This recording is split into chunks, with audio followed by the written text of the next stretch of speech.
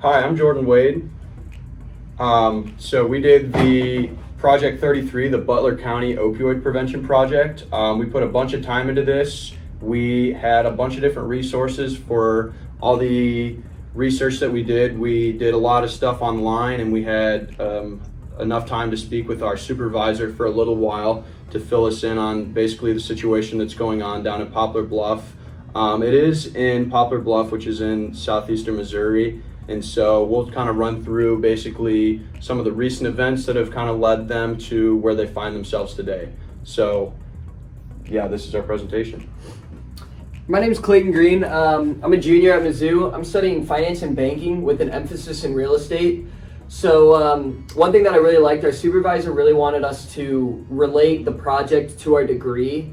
And so, I'm mainly going to be talking about real estate, but before I do that, I just want to give you some background on finance with the area. One database that I found really, helpful was All Things Missouri. I was able to get tons of knowledge from there. So for example, a housing vacancy is 21% in our community as opposed to Missouri's, which is 13% generally. So, more houses are vacant in this area, which, hurts owners that are trying to rent out properties and just hurts the demand for renters because there's so many properties that are already vacant. 42% of families in Missouri make over $75,000, whereas in Butler County, only 22% make over that. And this isn't to, hate on the community or bash them. It's just kind of to show that it is a, lower class, lower income family or, area. The median family income in Missouri is $64,000, whereas our community is $43,000. So that's like, $20,000 less a year that, families are making on average. As far as real estate goes, about 50% of people rent and 50% of people are homeowners. So you got a good, breakup of that. Homeowners obviously want good tenants to be living in there if they're renting their house out. Now, this becomes a problem because with the drug addiction, a lot of people, when they move out, they'll leave the house trashed or, needles, syringes. You really get to see the living conditions that a drug addict lives in by, the way they leave a house when they move out. They just leave the place trashed. Drug addiction, I think, is the biggest reason why real estate in this area is collapsing and, staying low. Once a property value falls, it's pretty hard to, bring that value back up. No one really wants to live in an area that's, full of drug addiction and drug abuse, unless you're a drug addict, which those aren't the people that can really afford nicer high-end homes. A way to increase property value, that was kind of how I was going to, finish off. It's really a community effort, so everyone in the neighborhood kind of has to work together, making sure sidewalks look good, bushes, trees, just in the, down the street. If everyone did their part, keeping their front yard, picking up trash, power washing sidewalks, maybe power washing the house. If you need to paint, paint your house. If you tried to make your house look like the nicest house on the block and everyone strived to do that, values would eventually start turning up. And I know a lot of this goes hand in hand with the drug abuse. Part of it is the drug addiction itself and just, the people's will and want to keep doing drugs as opposed to find a, better alternative or, even get themselves out of a situation like that.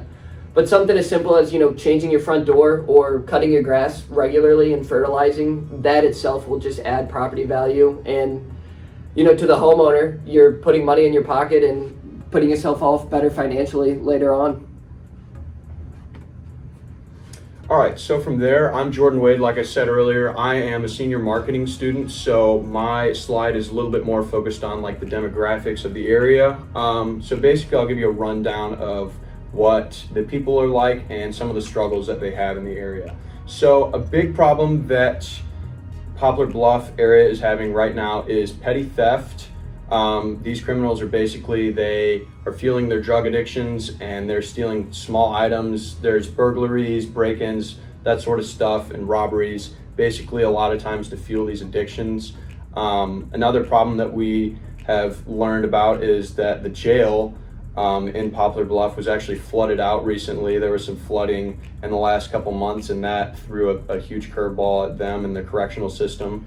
And so from that, they had basically that was all up in the air. There's a lot of drug arrests, and basically it's just such a problem in the area that also criminals are not necessarily being arrested when they're being pulled over. They're just so overcrowded in their reform system, and that with the jail being flooded out really threw a wrench into getting these criminals to actual justice. And so with that, you see also in the area, we see a higher homicide and suicide rate. That's just basically a reflection as to the quality of life that some of these people are seeing. Also, we're seeing that many infants are testing positive for drugs and opioids when they come out, basically when they're born, which means that their mother was using during the pregnancy, which is honestly very sad also to hear. To circle back to the prison reform and that sort of topic, these people, when they're getting out of jail, for the most part, they're not serving life sentences because they're nonviolent crimes. They're having difficulty finding jobs, and so that's kind of driving more towards what Clayton was saying. They're having trouble finding jobs, so they may be forced to steal or whatever, but regardless, the property value is going down, and they're not able to really pay for things in a legitimate way as easily when they can't find employment. And so this kind of creates a cycle. It's very difficult to break, and like Clayton was saying, it takes a lot of group collaboration to get it done and to move forward into a brighter direction. So that was some of the other problems. My name is Sinclair Hallman. No, you're fine. My name is Sinclair Hallman. I am a management student at TrueLast, and I'm going to kind of go over some of the impacts on healthcare and behavioral health that you will see in this community. The main thing that kind of fuels the opioid crisis in Missouri is their lack of legislature around prescription drugs being filled at which pharmacies. So in Missouri, which is unique to most states, you can get a prescription filled at one pharmacy, and then that pharmacy does not keep track of that in a system statewide, so you can go to another pharmacy a town over and get that same prescription. So I think that's a really large impact on healthcare, and that also helps fuel some of these opioid addictions. Another thing that's difficult when in this community is that many clinics run out of the area because of a declining desire to live in the area. When you have high drug trafficking, when you have low employment rate, high high school dropout rate, it's not an attractive area for healthcare providers to go to. Many rehab clinics around the area are overcrowded because once these people addicted to opioids, once they're caught, they do have to go into these rehab facilities for like 30 to 45 days, but there's so many in the area that they're so overcrowded that they're really ineffective. And studies have shown that to actually have an effective rehab program, you need to be in there for at least 18 months. That's where you see the success rate be exponentially higher. Dental care in these areas is also virtually non-existent. It's not like hidden that when you do drugs, your teeth will be impacted. They will fall out, they will rot, they will turn black. So there aren't many dentists around the area that can, work on these patients, and mostly these patients can't afford dental insurance because they're mostly working these low-class jobs that really barely cover their basic necessities. So dental insurance is not something that they will have. And then moving on to the more behavioral health aspect of it, opioid addiction is a addiction. It is a mental illness. It affects how your brain is wired. So you can't ignore the behavioral health impacts that these drugs do have on your brain. Many feel like they are in the cycle and they can't get out to stop because it was shown to them since they were born. Like Jordan said, many of their mothers were on these drugs as they were infants. So it's something that they see throughout their daily lives, and they feel like they're stuck in that cycle and they have nowhere to go. And it's especially prevalent in youth because youth are very susceptible to the environment around them, and they are easily persuaded to do things that might not be the best thing for them. Having a high dropout rate of high school, many of these youth don't even finish high school, and after that there's not really much they can do. They can be on drugs, they can sell drugs, and the job market is very dismal in this community. So another thing that can impact the behavioral health is domestic abuse. The way these opioids impact your brain, they don't really allow you to have full control over what you're doing. So there is domestic abuse situations that have come out of these opioid abuse, and that's just another part of the feeling of hopelessness that this community has. And I know we've spent a lot of time talking about all the negative effects of this crisis and how it's affecting the community and how it's had a downturn, but there is hope at the end of the tunnel. There are ways that you can be lifted out of this, and this is something that Ryan will be talking about next. Hey everybody, I'm Ryan Janikowski. I'm currently a junior at the University of Missouri and I'm majoring in marketing. So I'm going to talk about a little bit more of the positive aspects and how we're going to try and turn around the problem that is currently happening in Butler County. So first of all, the big issue is that not everybody in the area has the access to internet and or a cell phone. So you can't necessarily go about reaching everybody in the same way.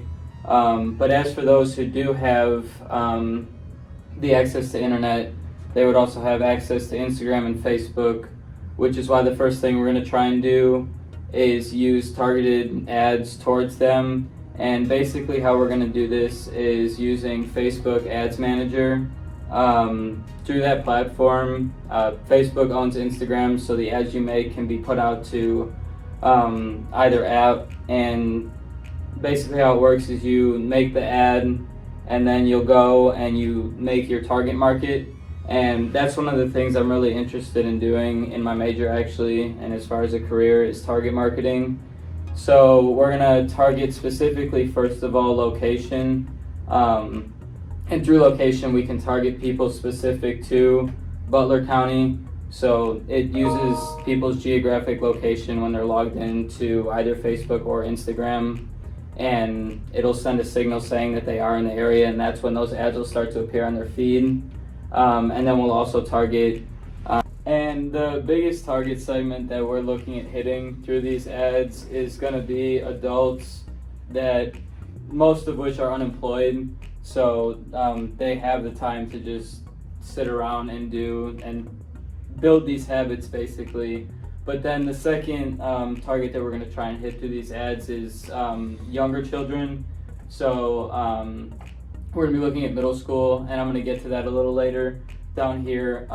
Middle school especially, and then also high school.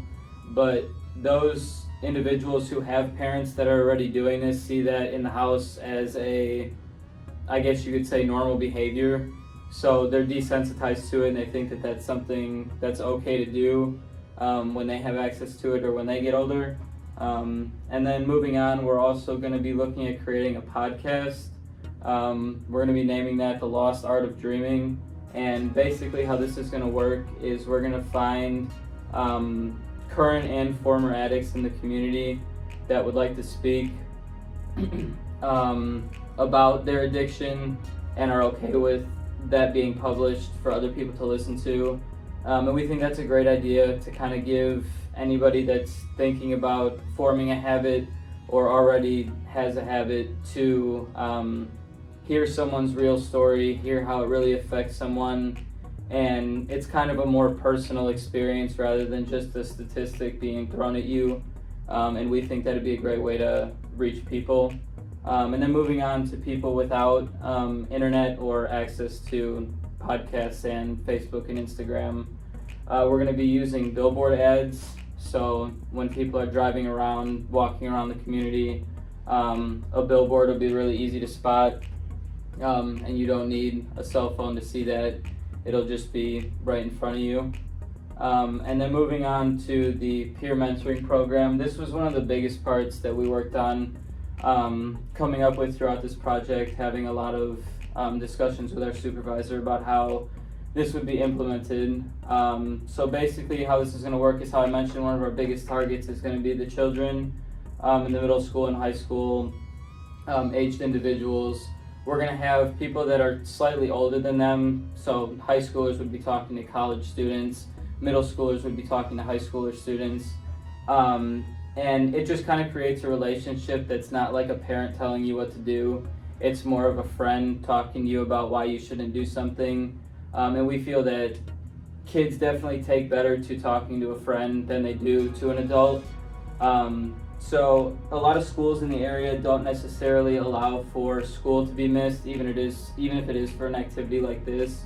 So what we're going to try and do is implement either an after or before school option for this program, or we're going to, I guess you could say, consider it a club, because on some days at these schools they have what are considered club days, and they allow students to take a class to go and participate in the club they're in.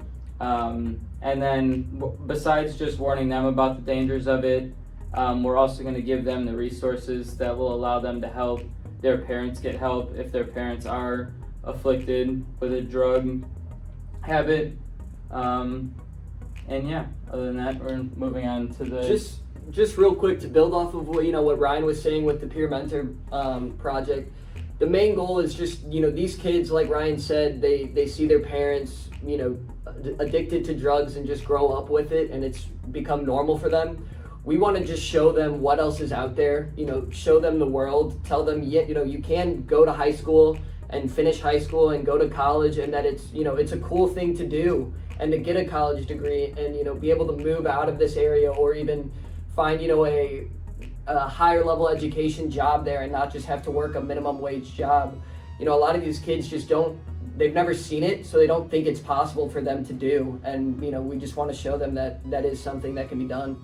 I guess that was a good point, because I feel like things get normalized when you see it throughout your entire life, and that's on different scales.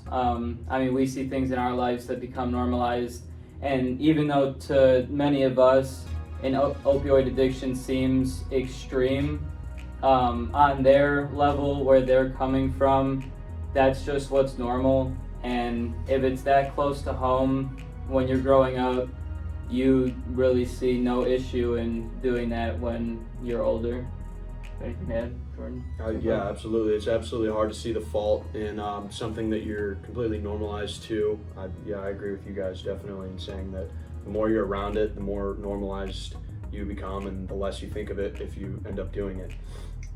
I just kind of to build off what Clayton said earlier, the most we want to give these kids are options that they don't feel like they have. And if you feel like you have options, you feel like you can go here, you can go here, you're more likely to want to act on those options. You're more likely to work harder to get to where you want to be in life. So that's kind of where we see this program going. It's just another option that is not something that they see every day.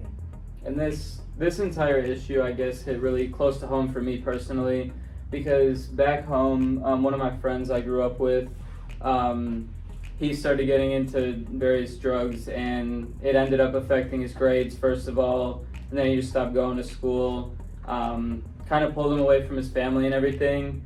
And just from what I saw him going through, he's been in inpatient and outpatient rehab multiple times.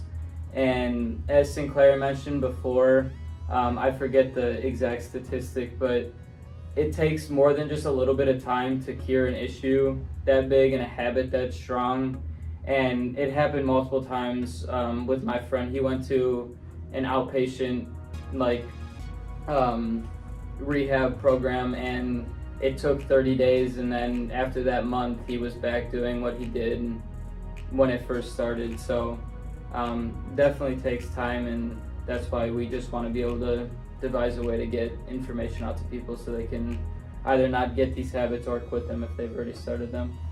And then unfortunately our other group member, Shane Quinn, was not able to be with us today, but yeah, thank you for your time. Any questions? Yep. Okay, Clayton, what is the current average value of homes in the areas down here? So I didn't actually pull any home values. I saw a lot just on All Things Missouri that related with median income and per capita income, which even the reason why I didn't want to include those stats was because it also used children in there. So a family of 5, it includes children's with the income, and I felt that isn't necessarily fair or kind of slays the results. However, I do know you can and I could do it, just quick little Zillow search. That's like the website I use most. Zillow just provides all real estate, what houses sold for and where they estimate them to be at, and that's kind of where I got a lot of the information on how to improve and increase property values. Jordan, the flooding happened in Donovan over in Ripley County. Oh, was it? I thought you said Yeah. that was your guys's in Poplar Bluff. No, they came over here from Donovan. Oh, okay. So it was them coming over is what caused the issue, not actually the flooding. Okay, my mistake. Ripley was So still what one of our so counties, Jordan, right? Yeah. What was your biggest surprise to learn from that experience? From which experience? Just all together? My biggest surprise is definitely it. I think you can probably think of it too. When we were on the most recent Zoom meeting, we heard that the drinking age for a lot of the kids starting was surprisingly 3rd grade. That my eyes almost popped out of my head when you said that. That flabbergasted me. Yeah. So, Ryan, when you were talking about the target market, how do you go about identifying those markets? Where do you start looking to figure out which markets you really need to identify by? Specifically with the Instagram and Facebook ads, or just in general? With the Facebook. With the Facebook, so how it works is, as we've kind of talked about the entire semester, the first one was obviously the adults that have these addictions, and then children as well. And through it's called Facebook Ads Manager. On that platform, you can target, you use and/or statements. So you can target someone that's between the ages of 12 to 18, and then you can say, and they attend a middle school, and then you can also exclude different people.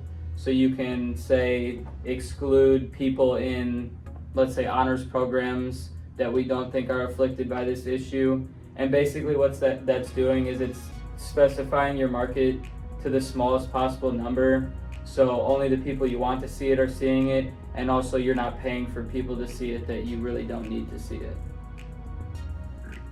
Sinclair. So what kind of cost did you see that was associated with drug abuse when it comes to a medical cost? When it comes to medical costs, well, many times these drug facilities are state funded, because a lot of the times people in this addiction can't really afford the care that they are deemed to need by the judge or whoever's proceeding over their case. So it's most county funded, not state funded. So I did see that counties were taking a hit, and that also kind of the lower property value that drove out a lot of medical care providers. So, and then the lower earnings rate in general drove that out too. So that kind of finance and health, that kind of is all encompassing in this burgeoning problem. Well, good job, guys. Appreciate it. Thank you. Thanks Thank for you very listening. much. Yeah, appreciate your time. That I didn't know. You did really What was well. that, Jordan? I said, yeah, appreciate your time. Thanks.